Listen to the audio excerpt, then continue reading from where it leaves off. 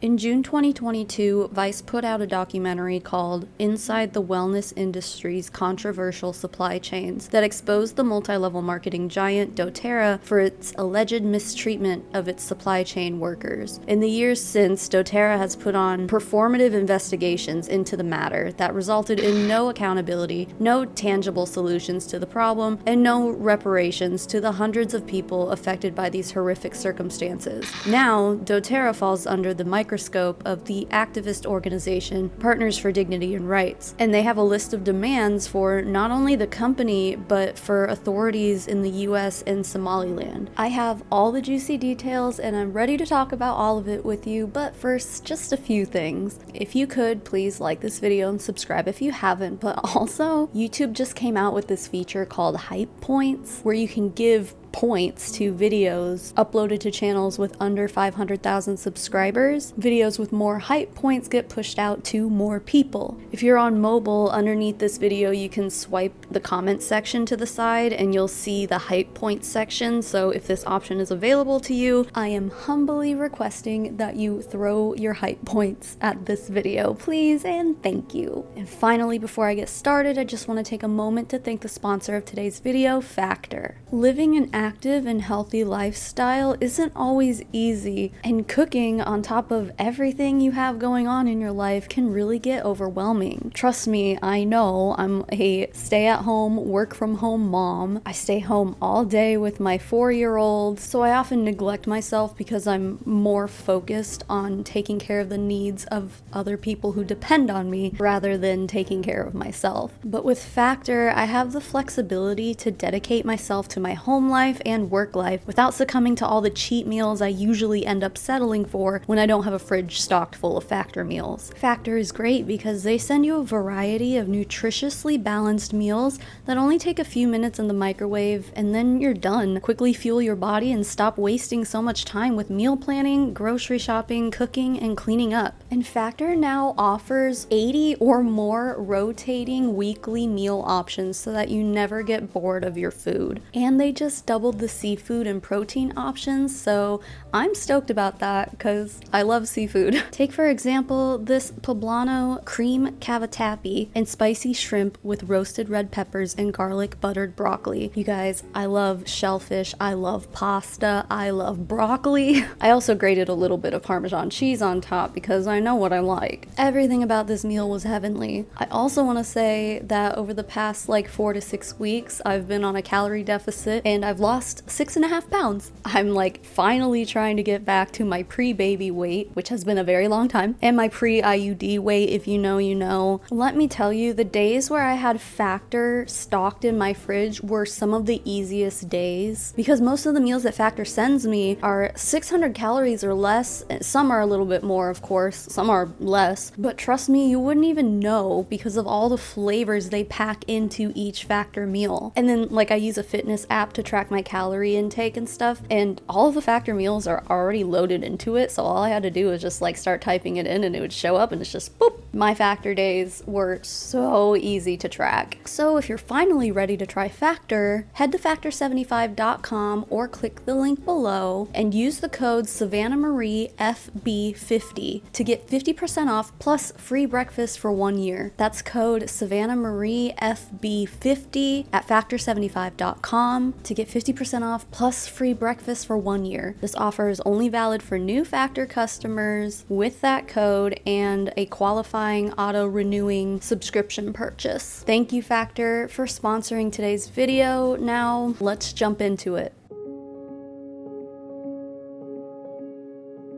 doTERRA is one of the largest essential oil MLMs in the world and generates more than $2 billion in sales annually. But behind the company's sleek branding and promises of natural wellness, there are troubling allegations, particularly about how their frankincense is sourced and the treatment of the women involved in harvesting it. So let's break it all down. doTERRA was founded in 2008 by some former executives in the other MLM essential oil giant, Young Living. They started the company up as a direct competitor to Young Living, which prompted Young Living to sue doTERRA for stealing their trade secrets. Young Living lost that lawsuit and was ordered to reimburse doTERRA for all of their legal fees. That lawsuit also hilariously gave us a transcript which revealed a lot of Young Living's lies that the anti-MLM movement was then able to hold against Young Living for years on end. So needless to say, the entire MLM industry has its own boatload of problems. But doTERRA,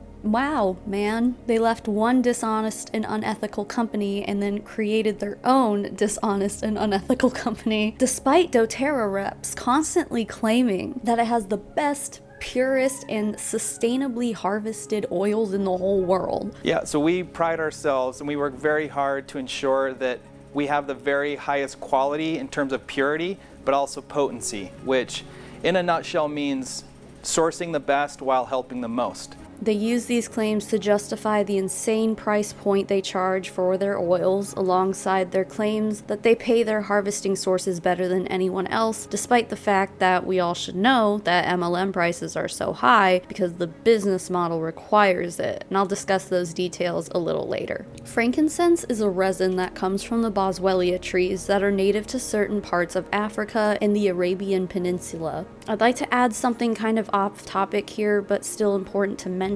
Some species of boswellia trees are considered critically endangered due to excessive harvesting of their resin, which is obviously a big deal. Crunchy mamas are ruining the planet one essential oil at a time. Go figure. In just about every essential oil company, you'll find that one of their most prized oils is frankincense, and that's true for doTERRA as well. What you need to know about frankincense is that it's basically marketed as a cure-all. And while there is some promising evidence that frankincense can be used to treat symptoms of arthritis, gut function, asthma, and some oral hygiene and skin issues, most of the things you hear crunchy people swear that frankincense can do isn't really supported by meaningful scientific investigation. Claims that frankincense can cure diabetes, heart issues, memory issues, hormone imbalances, infertility, and other mental health disorders are mostly unfounded, with the bulk of evidence from these claims coming from either test tube studies, aka basically done in a lab in a petri dish and not inside any actual living organism, or the studies have only been done on rats. Frankincense can also cause side effects in pregnant people and may react with certain medications. So while there are some promising studies out there on the limited benefits of frankincense, more large-scale human trials are necessary to be able to claim many of the things that these crunchy people say. Obviously, talk to your doctor before trying to treat anything you have going on with frankincense.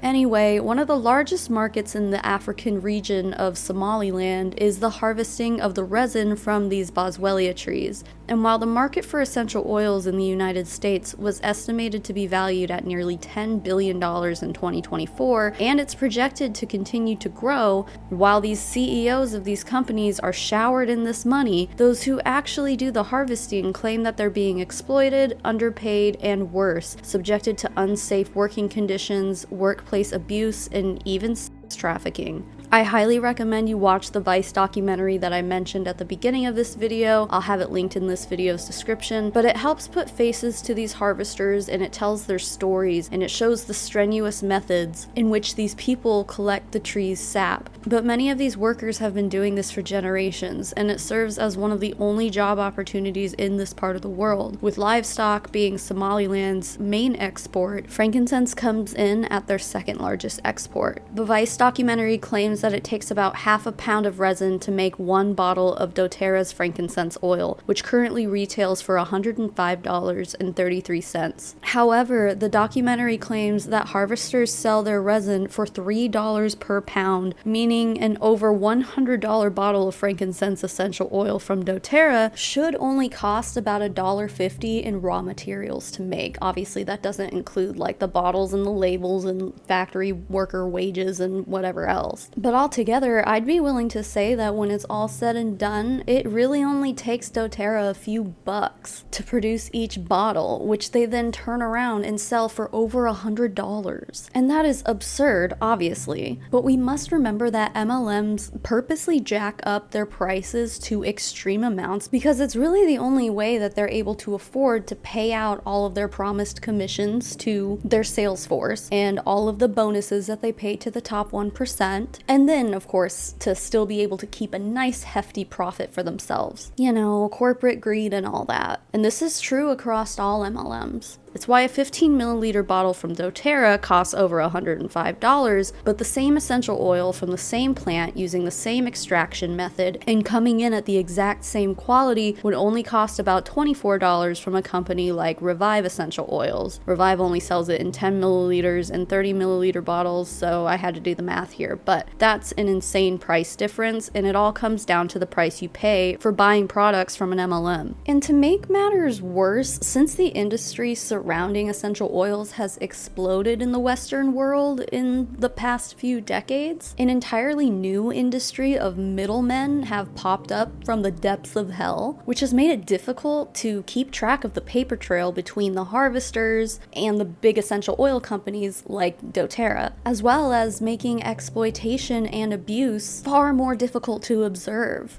According to the Vice documentary, harvesters blame the middleman, called Alzie Mie, for their unfair compensation and other unethical practices. Alzie Mie used to be doTERRA's main supplier until this Vice documentary came out and exposed how horrible conditions were for those doing all the harvesting for pennies on the dollar for companies like doTERRA. So let's talk about the allegations of exploitation and abuse against Alzie Mie, doTERRA's previous supplier of frankincense. According to one harvester in the Vice doc, Alzie Mie offered harvesters more money per kilo for their harvested resin than the exporter that they'd been working with at the time. Apparently before, they were selling their resin for $3 to $4 per kilo, and Alzie Mie promised them $5 per kilo. But these harvesters say that they were tricked, and they were never actually paid that amount. When they realized that they weren't going to get the payment that they were promised, they basically just took what they could get. They often wouldn't be paid in actual money. They would get paid in food instead, which isn't initially what they agreed to. But they were afraid of getting no compensation at all from Alzie Mie, so they just accepted it. Meanwhile, to the Western eye, doTERRA was putting out inspirational videos about how wholesome they are and how helpful they've been to their harvesters. The video featured in the Vice documentary seems to have been deleted from their YouTube channel, although it has been re-uploaded by a third party. Knowing the truth of what it's like for some of these people in Somaliland, watching this video now makes me sick to my stomach. They're straight up lying and trying to paint themselves as a savior. What doTERRA does not want you to know is what the Vice documentary has shown us, a world of harsh, exploitative, and even abusive conditions, particularly affecting women. Unfair pay is only the tip of that iceberg, but let's get into it. Even by just taking a quick scroll through doTERRA's YouTube channel, you can see that the company has tried to curate a public image that tries to convince you that they care about the people doing all the harvesting for them. doTERRA has launched initiatives such as their co-impact sourcing and their charity Healing Hands, which seems to function more like PR shields than actual safeguards for their harvesters. For example, doTERRA claims to have built a hospital and boarding schools in specific villages around Somaliland. While it appears the hospital exists, the Vice documentary exposes that at least one of the boarding schools does not. doTERRA claimed that this school would be built in 2016 in a specific small village in Somaliland, but people of the village say it never happened. The chief of said village where the school was supposed to be built contacted doTERRA's Healing Hands Foundation to tell them that the school was never built and they believed that the supposed donation must have been stolen. doTERRA's response was basically gaslighting, saying,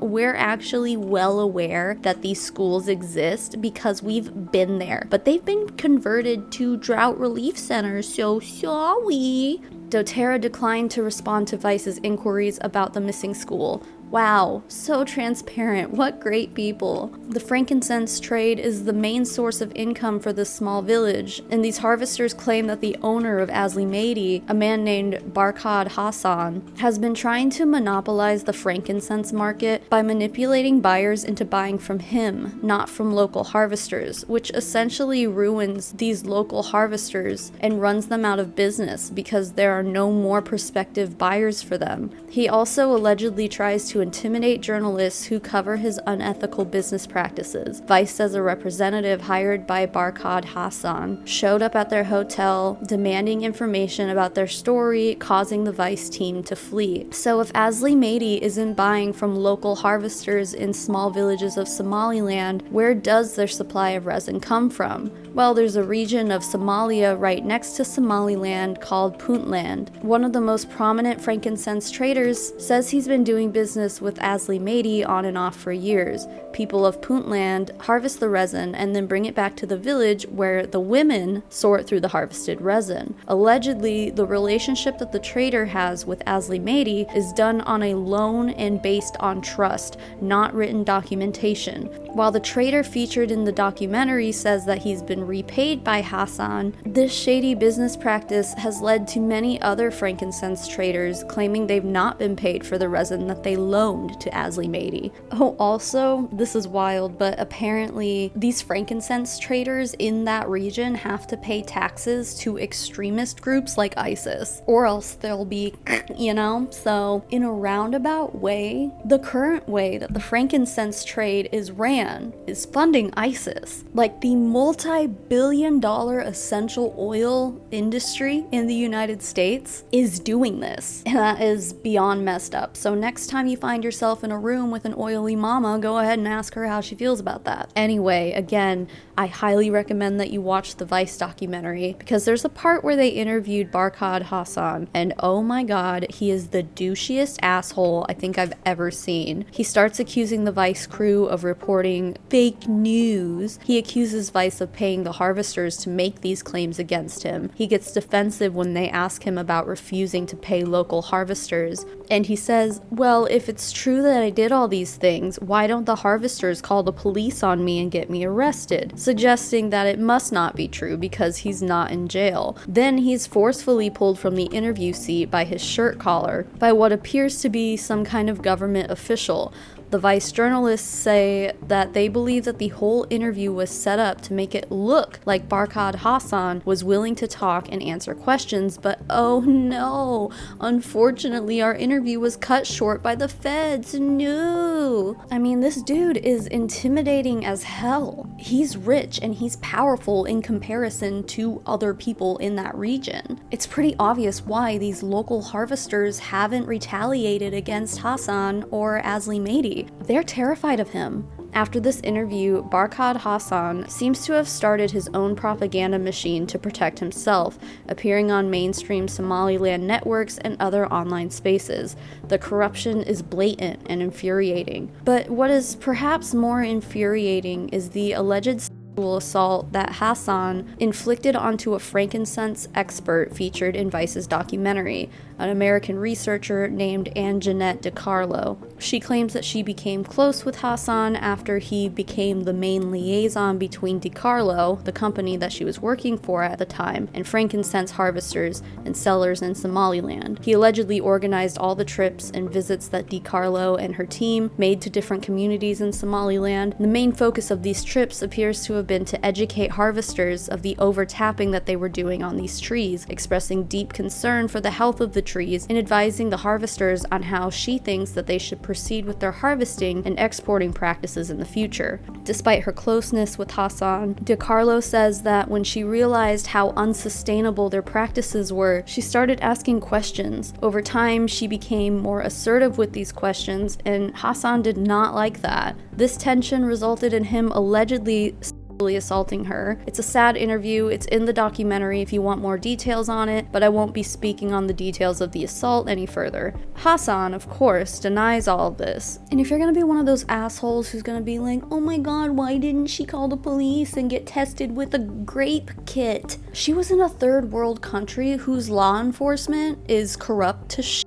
and their culture is extremely misogynistic, and they would never believe a woman who accuses a man of doing such a thing. So you can save it, okay? Save it. Anyway, doTERRA was made aware of DiCarlo's allegations and said in a statement that they encouraged DiCarlo to report the incident to Somaliland law enforcement, as if the justice system over there can be a direct and equal comparison to the US justice system. It was pretty much a too bad, so sad, we can't even do anything for you kind of response. And then the Fuller Project alleges that doTERRA continued their working relationship with Hassan and Alzie Mie for 3 years after learning of these allegations. doTERRA can claim that they take pride in uplifting and empowering women all they want. Of course they say that because most of their sales force and their customers are women. But the truth is they clearly didn't care enough to believe one of their trusted business partners and experts in the field of frankincense. And as a result, DiCarlo ended her working relationship with doTERRA. The Vice team tried to get doTERRA to agree to talk to them via email, phone calls, and even showing up at their Utah headquarters, but to no avail. They were told they had to leave their property. But anyway, after Vice wrapped filming, Hassan came out and said that he was going to sue the Somaliland government for allowing him to be trapped in an interview with them.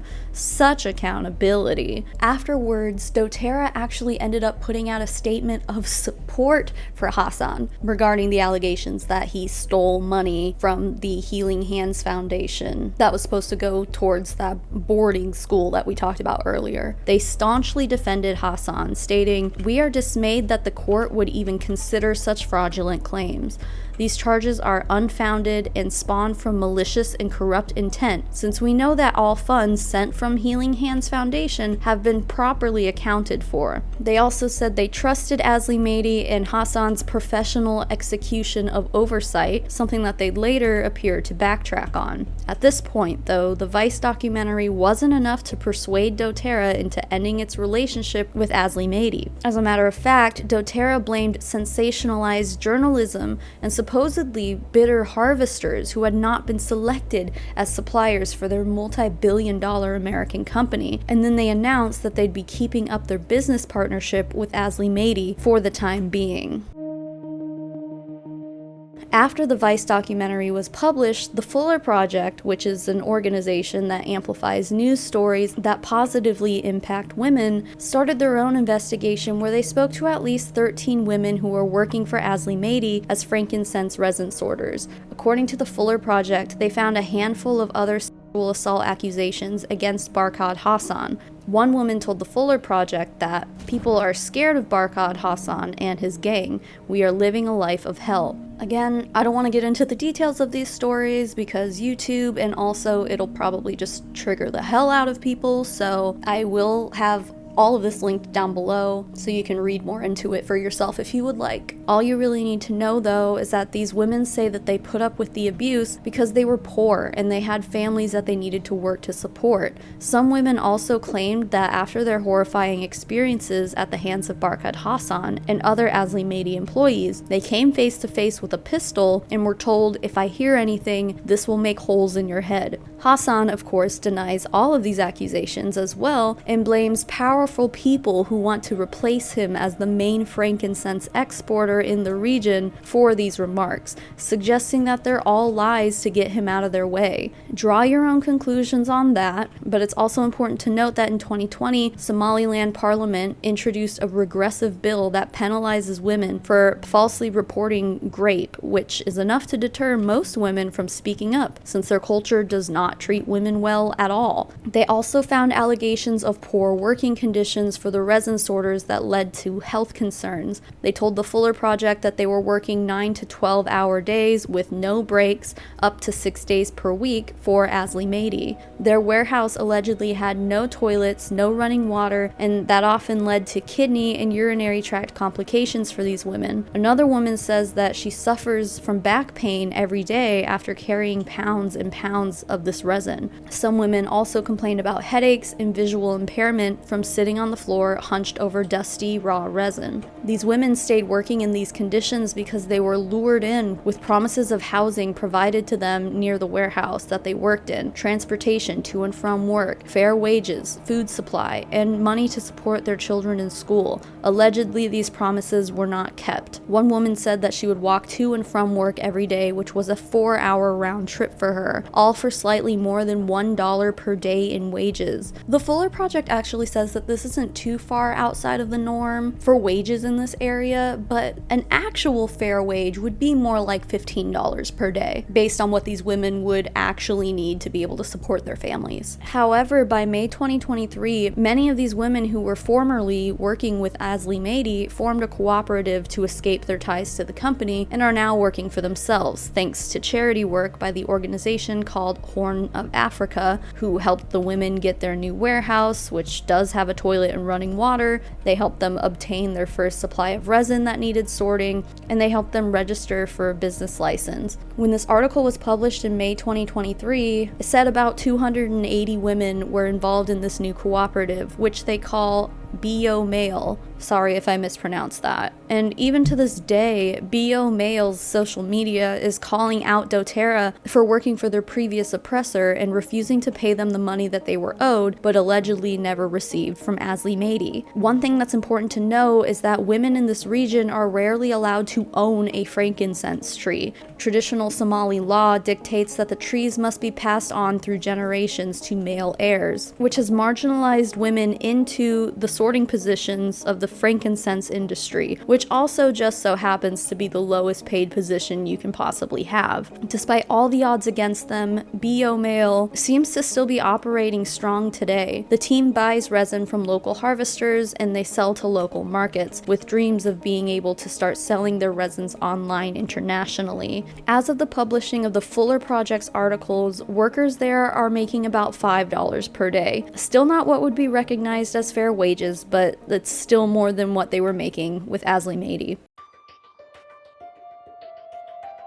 After all of this came to light, it's unclear if Alzie Mie still operates today or what became of Barkhad Hassan. His Facebook profile is locked down pretty tight, although the Fuller Project reports that at one point he was posting threats to Anjanette DiCarlo and claiming his enemies will suffer, and these threats have caused many of Hassan's accusers to stay in hiding again out of fear. Again, Hassan denies ever threatening anyone. Seems like a totally normal, healthy, mature, and sane guy.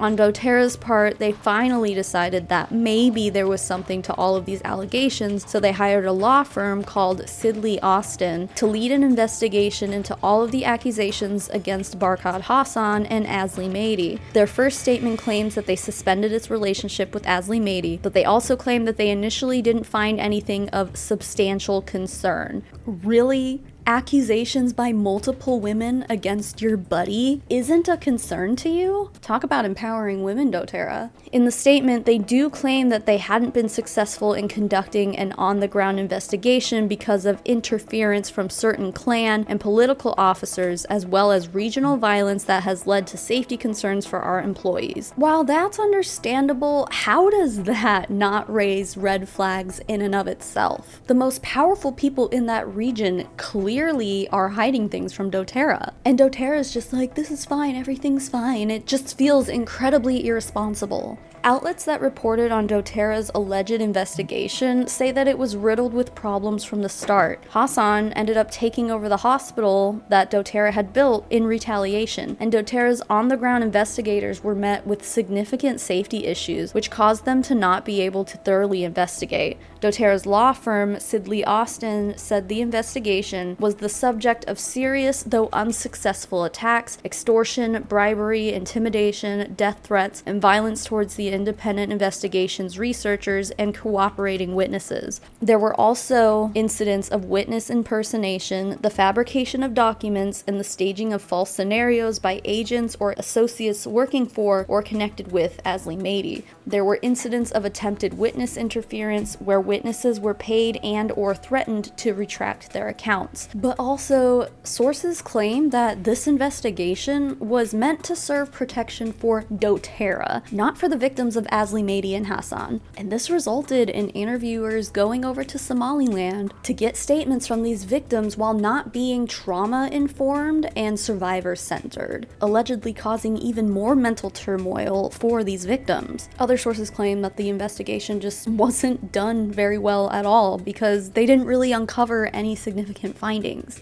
Also, doTERRA was allegedly going about this entire investigation in a way that would not require doTERRA to take responsibility for what happened to these people. Ultimately, they should hold themselves accountable due to lack of due diligence and for compensating the alleged harm done to the victims, aka Hassan was being compensated handsomely while he was allegedly involved in some pretty severe wrongdoing, and doTERRA turned a blind eye. Also, at one point, the investigators tried to film interviews with some victims only for someone on the team to then go leak those videos to Hassan. And since these victims previously used to work for Alzie Mie, they were immediately identified, they were threatened, and they faced immediate and imminent risk. Some women expressed that they were afraid that Barkhad Hassan would have them killed. doTERRA had an obligation to keep these victims safe and keep their statements confidential, and they failed. Nonetheless, doTERRA investigated this for 18 months and found that while yes, they were paying Alzie Mie above market rates with the understanding that the money would essentially trickle down to the harvesters,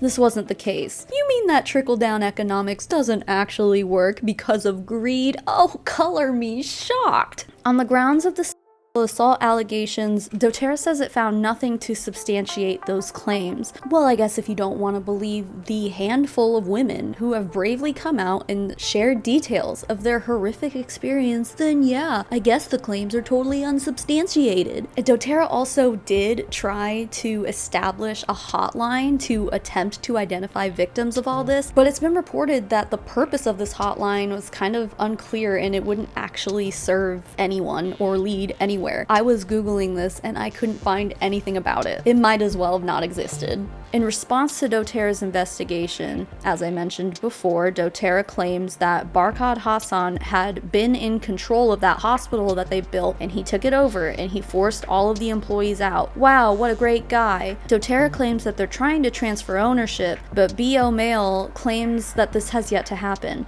according to an Instagram post made by them on July 2nd, 2025. In regards to this, the post says, "To this day, doTERRA has not taken action to address the situation with their unscrupulous partner and supplier of frankincense and myrrh, despite claiming to have invested millions in him. The hospital remains in his possession even after doTERRA announced on April 22nd, 2024, they were working to secure its transfer. While doTERRA appears willing to spend millions on legal firms to protect themselves, their inaction against their dubious partner raises questions. The reason is clear. The partner that they became entangled with possesses a wealth of information, including emails, texts, and WhatsApp messages that doTERRA is desperate to keep under wraps. However, it seems inevitable that this information will come to light in the near future." Well, I like the sound of that. I've followed BO Mail and I'll keep an eye on the situation. If this inevitable leak ends up actually happening, of course I'll let you know for sure. Then in November 2024, US Customs and Border Protection issued a withhold release order against Alzie Mie, claiming that the agency will ban imports of frankincense and frankincense-based products produced using forced labor, suggesting that they found credible evidence that Alzie Mie was not, in fact, paying its workers what they were owed. That definitely is good news, but who knows if this is even valid anymore after our current administration took office. As we should know, he gutted the entire government, fired a ton of people, and tore apart a lot of previous initiatives. And all of that action might allow circumstances like this to happen again. We all know the current commander-in-chief doesn't care about ethics, and neither does his cabinet, so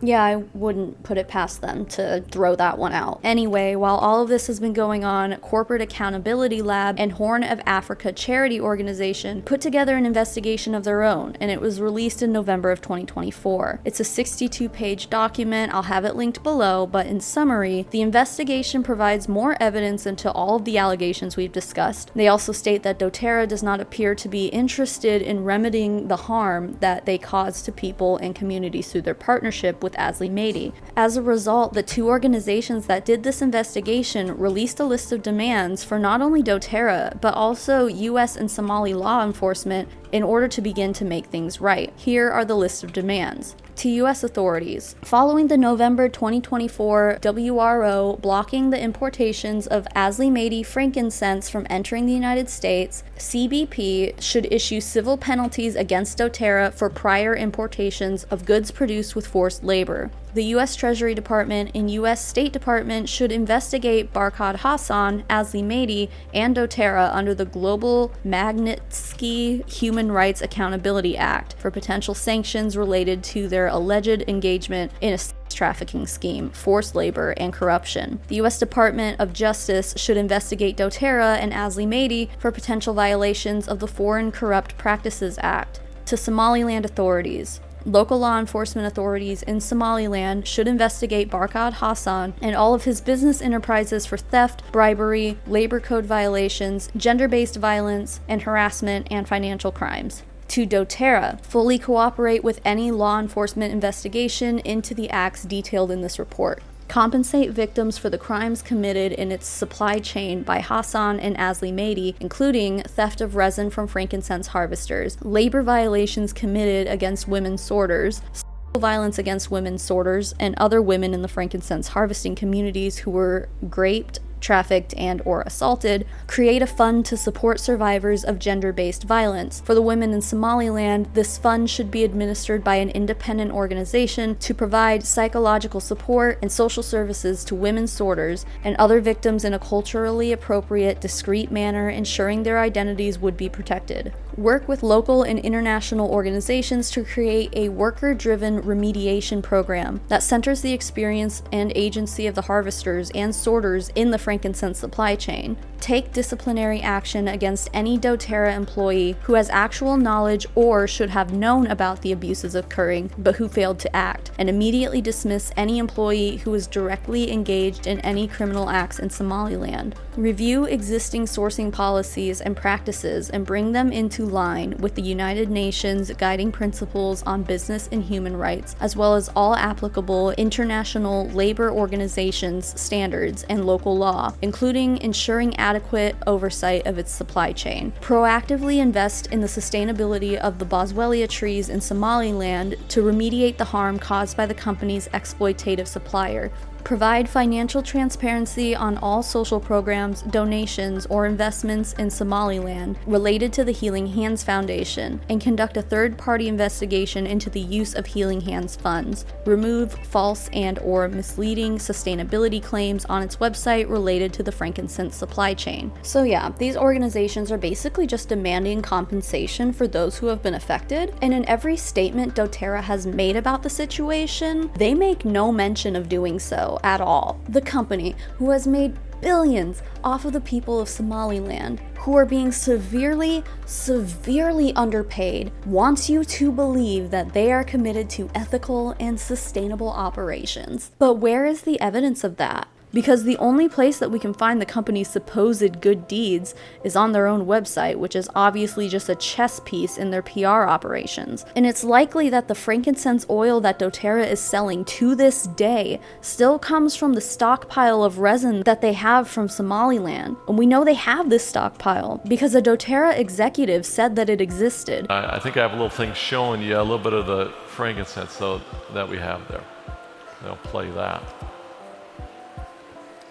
Maybe not. Maybe one more. All right, hold on. Okay. Anyway, that original mission was accomplished. And have you seen so much frankincense in your life? Look at that. Therefore, any doTERRA products that have been manufactured using the frankincense from this stockpile should also be subject to exclusion from the US market. Finally, the reason that we're even talking about all of this again right now is because on August 28, 2025, Partners for Dignity and Rights released an article called "doTERRA Fails to Remedy trafficking, human rights abuses in frankincense-gathering communities, citing doTERRA's failure to remain committed to rectifying the harm that they were involved in perpetrating. It's been long enough, and it is finally time for doTERRA to answer for their role in all of this. They have evaded responsibility for far too long, and it really wouldn't even take that much money to completely change the lives of these small local harvesters. A multi-billion-dollar company like doTERRA should have no problem at all with forking up enough money to drastically improve their lives, but they're refusing to do it. They have tried to claim that they're not responsible for the mistreatment of their harvesters because we didn't hire them. Alzie Mie did. They're associated with Barkhad Hassan, not with us. We didn't do this. But that shouldn't matter at this point. If they want to claim that they are so invested in ethics and in improving the lives of their harvesters and investing in their communities, they need to write a check, as far as I'm concerned. No one's asking doTERRA to bankrupt themselves over this. Far from that. Like, it wouldn't even make a dent in their profits to be able to turn these people's lives around. So do the right thing, doTERRA. You have failed time and time again to deliver justice to these people, so it's time to step up. And with that, guys, that's all I have for you. I know this was a pretty heavy topic, but I appreciate you for sticking around and listening. And before we end this video here, I just have to thank some people. First of all, thank you Factor for sponsoring this video. Don't forget, go to factor75.com, use the code Savannah Marie FB50 and get 50% off plus free breakfast for 1 year. You're gonna love Factor. I promise you, they're great. And yeah, thanks for always taking a moment to check out the sponsors on this channel. It really means a lot to me, and it means that they keep coming back and supporting me, so I really appreciate that. Now finally, I gotta thank some patrons and members, guys. The list of names I'm about to read off are my financial supporters. They get access to things like our private Discord server, we have a postcard club, early access to videos whenever I'm able to get them out to you, and sometimes even more than that. So if any of that sounds good to you, you can go to patreon.com/SavannahMarie, or you can click the join button beneath this video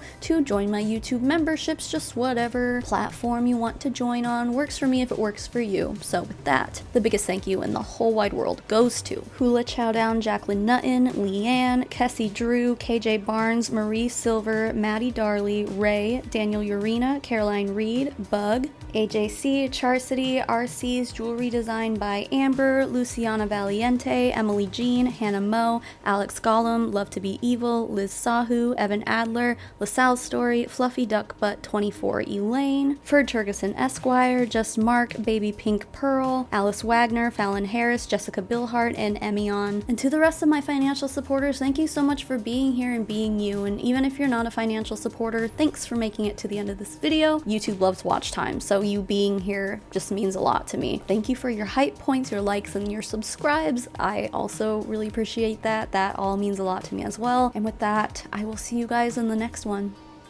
Bye.